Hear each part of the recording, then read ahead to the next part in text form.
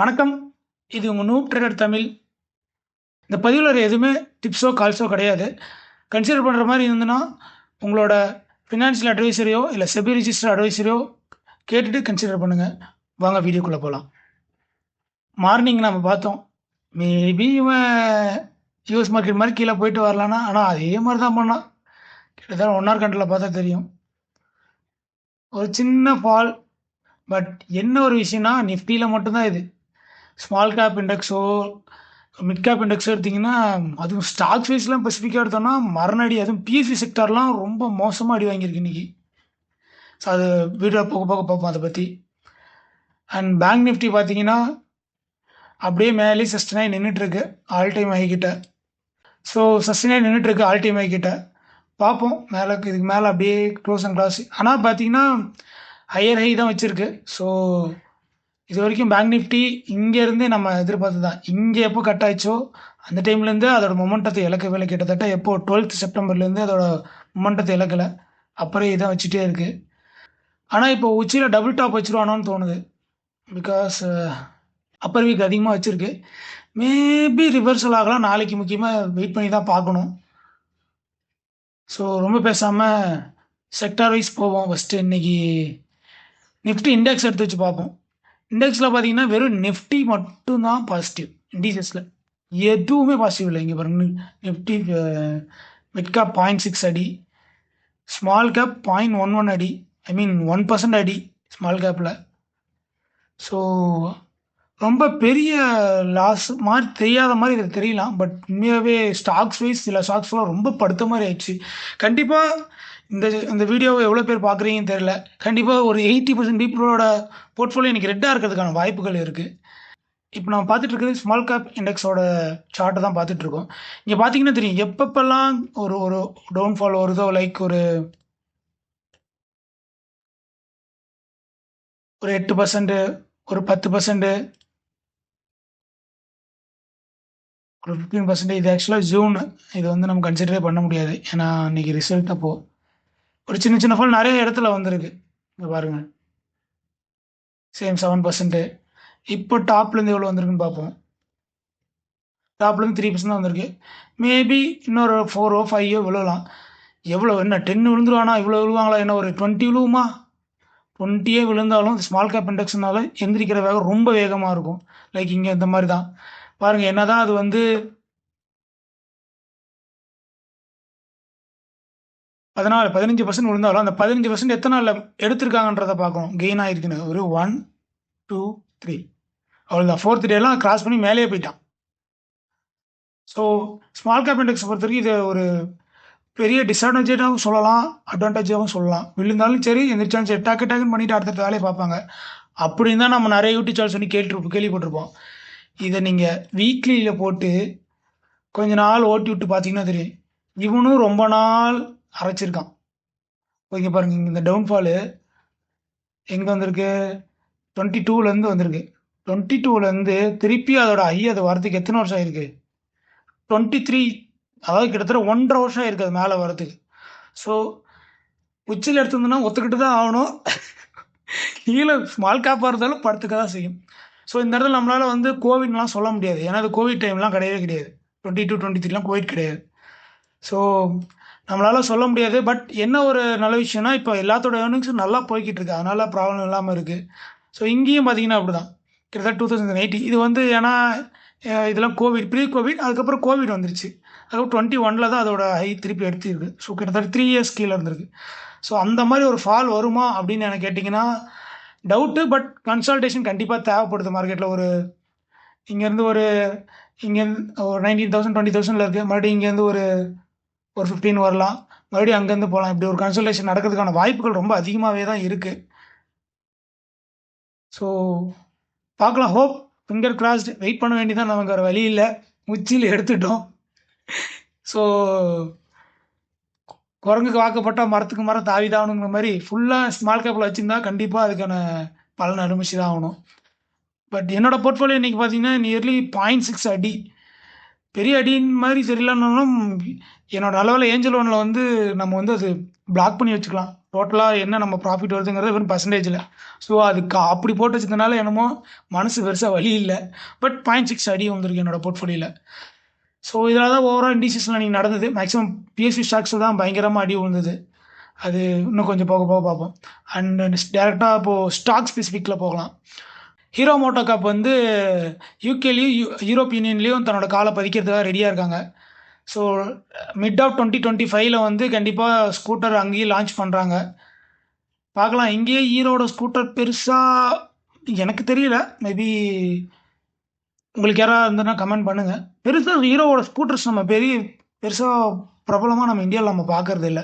Yamaha இருக்குது, ஹோண்டாலே பார்த்தீங்கன்னா ஆக்டிவா நல்லா போயிட்டுருக்கு. பட் ஹீரோவோடது அதிகமாக பார்த்துருக்கோமான்னு கேட்டிங்கன்னா கண்டிப்பாக கிடையாது. பட் எப்பயுமே அது ஐ மீன் வெஸ்டர்ன்ஸ்க்கும் நமக்கும் உள்ள டிஃப்ரெண்ட்டே அதுதான். அங்கே ஹார்லி டேவிட்சன் பயங்கரமாக ஓடாது, நம்ம ஊரில் ஓடாது.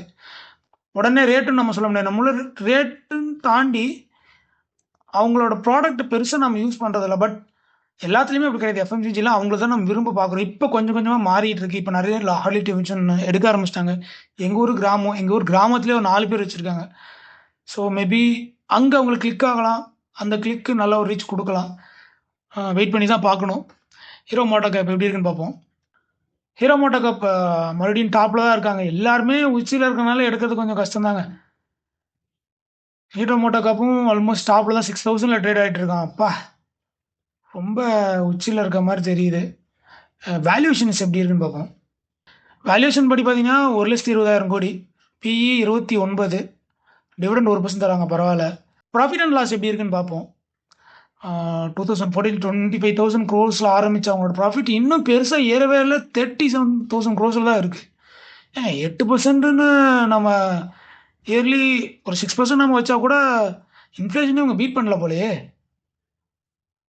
ஐ திங்க் இன்ஃப்ளேஷனே அவங்க பீட் பண்ணலாம்னு நினைக்கிறேன். கடந்த 10 வருஷமாக இல்லை, 10 வருஷம் கிட்டத்தட்ட 8,000 வரணும். மீன் 8%னா 6%னா கிட்டத்தட்ட இவங்க இன்ஃப்ளேஷனே மீட் பண்ணல. சொல்லப்போனால் கிட்டத்தட்ட இன்ஃப்ளேஷன் அந்த ரேஞ்சில் தான் போயிட்டுருக்காங்க. ஸோ ப்ராஃபிட் வைஸும் பெருசாக அவங்க இன்னும் மூவ் பண்ணல. 2,000 கோடி பண்ணிகிட்டு இருந்தவங்க இப்போ நியர்லி 4,000 crores இன்க்ரீஸ் பண்ணியிருக்காங்க. இது ஒரு நல்ல விஷயம். பட் ஆனால் சேல்ஸ் வைஸ் பெருசாக அவங்களால தன்னோட ஆதிக்கத்தை காட்ட முடியல. அதுதான் உண்மை. இன்வெஸ்டர்ஸ்லாம் யார் எப்படி எவ்வளோ இருக்காங்கன்னு பார்ப்போம். ப்ரொமோட்டர் கிட்ட 34 இருக்குது, 29, 26, 8 சாரி 8 வந்து பார்த்தீங்கன்னா பப்ளிக் கிட்ட இருக்குது. ஸோ இன்வெஸ்டர்ஸ் பற்றி பார்த்தீங்கன்னா எல்லாருமே நீட்டாக வச்சுருக்காங்க. இன்னும் சொல்ல போனால் எஃப்ஐயும் டிஐயும் கொஞ்சம் ஏற்றிருக்காங்க. ஓகே, அடுத்த நியூஸ் போவோம். அடுத்த நியூஸ் நம்ம என்டிபிசி கிட்ட தான். இது எல்லா இடத்துலையும் நிறைய பேர் கேள்விப்பட்டிருப்பீங்க. என்டிபிசி அவங்களோட என்டிபிசி க்ரீன் எனர்ஜியை வந்து லிஸ்ட் பண்ணலான்னு பார்க்குறாங்க.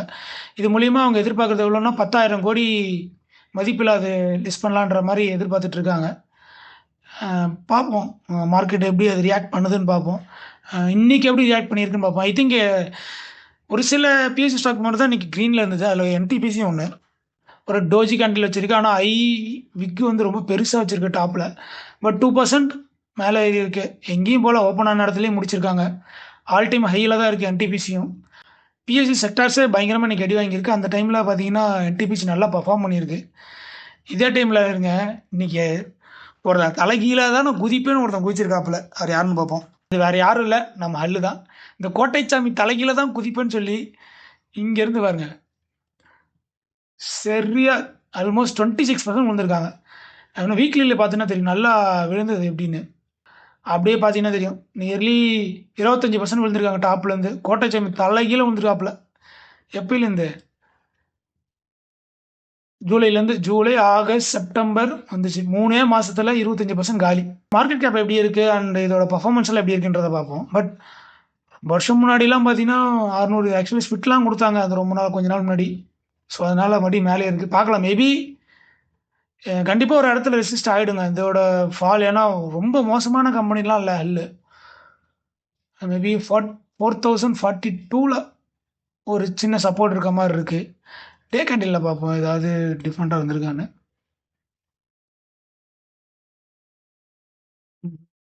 டே கேண்டிலில் நல்லா தான் விழுந்திருக்கா. அப்படி இந்த பக்கம் பார்க்குறப்போ இந்த சேனல் பேட்டர்னில் பார்க்குறப்போ உங்களுக்கு தெரியாது.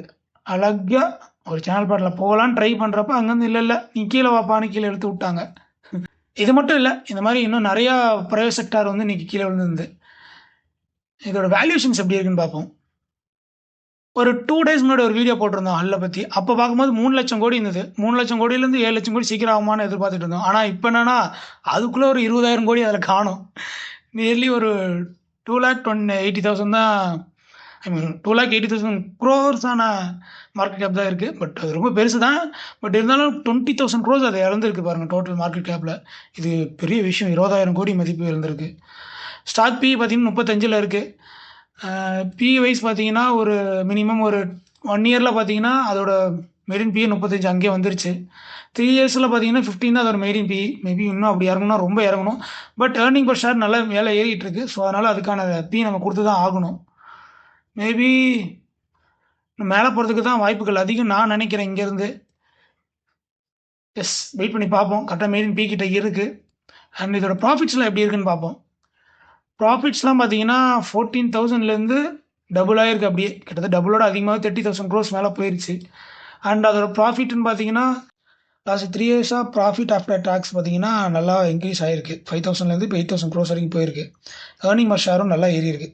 நியர்லி 122 வந்திருக்கு earning per share. Quarter and குவார்டரும் பார்த்தீங்கன்னா இதில் ஒரு முக்கியமான ஸ்டெப்புமே மார்ச்சில் மட்டும்தான் ஹல் வந்து நல்லா பர்ஃபார்ம் பண்ணுவேன். நல்லா கவனிச்சு பாருங்கள். 5,000 கோடி. அதுக்கு முன்னாடி மார்ச் பாருங்கள் 2,800 கோடி. அதுக்கு முன்னாடிலாம் பாருங்கள் கம்மியாக இருக்கும். ஏன்னா அவங்களோட செட்டில்மெண்ட் வந்து கண்டிப்பாக இந்த மார்ச்சில் தான் பண்ணி எல்லாத்தையும் அப்போ தான் முடிச்சு கட்டி ஒட்டுக்காக கொடுப்பாப்புல. அதனால தான் இப்படி இருக்குது. ஸோ இன்வெஸ்டர்ஸ் படி பார்த்தீங்கன்னா ப்ரமோட்டர்ஸ், அதாவது இந்தியா வந்து 71% வச்சுருக்காங்க.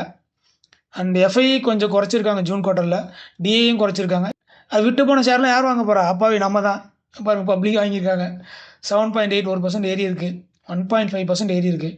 இவங்க 2 பேர் விற்றது நம்ம ஆளுங்க தான் வாங்கியிருக்காப்புல. ஸோ வேல்யூஷன் படி பார்த்தீங்கன்னா ஒரு ரீசனபிளாக தான் இருக்குது இது வரைக்கும் இந்துஸ்தான் ஏரோநாட்டிக்கல். ஸோ அடுத்த ஷேர் பற்றி போவோம். டாடா மோட்டார்ஸ்க்கு வந்து பைக்கால் கொடுத்துருக்காங்க எம்கே குளோபல். ஆக்சுவலாக இன்றைக்கி மார்னிங் கூட பார்த்தோன்னு நினைக்கிறேன். நிறைய பேர் செல் கால் கொடுத்துட்டு இருந்தாங்க டாடா மோட்டார்ஸில். ஸோ இன்றைக்கி இது கொடுத்ததுனால இன்றைக்கி டாடா மோட்டார்ஸ் என்ன பண்ணிச்சுன்றதை பார்ப்போம். கண்டினியூஸாகவே ஒரு 3 to 4 டேஸாக நிறைய பேர் செல் கால் கொடுத்துட்டு இருந்தாங்க. ஒரு சில பேர்லாம் பார்த்தீங்கன்னா சேனலில் போட்டிருப்போன்னு நினைக்கிறேன். நெல்லி 850 அந்த ரேஞ்ச் வரும்னு சொல்லியிருந்தாங்க. 850 800லாம் வந்துருன்ற மாதிரி சொல்லியிருந்தாங்க. அப்படி வந்தாலும் நல்ல ஷேர் தான் வாங்குறதுக்கு. இப்போது நம்ம யோசிச்சா 950 கிட்ட வந்துட்டான். லெட்ஸ் சி, பார்ப்போம் 950 வரானான்றதை பார்ப்போம். நான் இன்றைக்கி போட்டேன், பட் கிடைக்கல 950க்கு. ஒரு சின்ன குவான்டிட்டி வாங்கலான்னு நான் இறங்கிட்டு இருந்துச்சு. சரி வந்துடும் நான் நினச்சிட்டு நான் போட்டு வேறு ஒர்க் பார்த்துட்டு இருந்தேன். வந்து பார்க்குறேன் எதுவுமே கிடைக்கல. பட் மார்க்கெட் ஐட்டே கீழே தான். இன்றைக்கி ஓவராலாக பார்த்தீங்கன்னா 0.5 ப்ராஃபிட்டில் தான் முடிச்சிருக்கான். சரி பார்ப்போம். இன்றைக்கி இப்போ டைம் வந்து பார்த்தீங்கன்னா 5:45. கண்டிப்பாக அது வந்திருக்கிறதுக்கான வாய்ப்பு இல்லை. இருந்தாலும் ஒன்று செக் பண்ணி பார்ப்போம் எஃப்ஐ டேட்டா வந்திருக்கான்னு. இது வரைக்கும் இன்னும் வரல. நேற்று தான் இருக்குது 18 செப்டம்பர். ஸோ மணி 5:45 ஆச்சு. கண்டிப்பாக இன்றைக்கி எல்லாத்தோட போர்ட்ஃபோலியும் கொஞ்சம் ரெட்டில் இருக்கிறதுக்கான வாய்ப்புகள் இருக்குது. அதில் ஓவராலாக ரெட்டில் இருந்ததுன்னா நம்ம சுதாரிக்க வேண்டிய விஷயம் இது. ஏன்னா டாப்பில் இருக்குது. அண்டு இது கண்டிப்பாக யோசிச்சாகணும். ஏன்னா நம்மளால் விற்றுட்டு வாங்க முடியாது. வாங்கலாம், பட் எங்கே திரும்பும் அப்படின்ற அளவுக்கு யோசிக்கிற அளவுக்கோ இல்லை அந்த அளவுக்கு ஃபண்டு நம்மக்கிட்ட இருக்காது. ஸோ இன்ட்ராடே தவிர்க்கிறது பெட்டராக இருக்கும். வெயிட் பண்ணி எங்கேயே கீழே சப்போர்ட் எடுக்கிறாங்களா அப்படின்றத பார்க்கணும். நிஃப்டி பெருசாக கீழே விழல. பேங்க் நிஃப்டியும் அப்படியே நிற்கிது. பட் சின்ன சின்ன இண்டெக்ஸ் லைக் ஸ்மால் கேப்பும் மிட் கேப்பும் தான் விழுந்திருக்கு. ஸோ பொறுத்திருந்து தான் பார்க்கணும் ஏதாவது மாற்றம் வருதா என்னென்னு. வேறு ஏதாவது நான் ராங்கான இன்ஃபர்மேஷன் சொல்லியிருந்தேன்னா கமெண்ட்டில் மென்ஷன் பண்ணுங்கள். கண்டிப்பாக அடுத்த பேர் ரெக்டிஃபை பண்ணிடலாம். ஒரு சில பேர் கமெண்ட் போட்டிருக்கீங்க, ரொம்ப நன்றி. கண்டிப்பாக அதை கமெண்ட்ஸ்லாம் எடுத்து வச்சு கமெண்ட்டுக்குன்னு தனியாக ஒரு செஷன் பண்ணலான்னு நினைக்கிறேன். வீக்கெண்ட்ஸில் அதை பற்றி பண்ணுவோம். ஹோப் இந்த வீடியோ பிடிச்சுன்னு நினைக்கிறேன். பிடிச்சிருந்தால் லைக் அண்ட் சப்ஸ்கிரைப் பண்ணுங்கள். அடுத்த ஒரு வீடியோவில் சந்திப்போம். நன்றி மக்களே.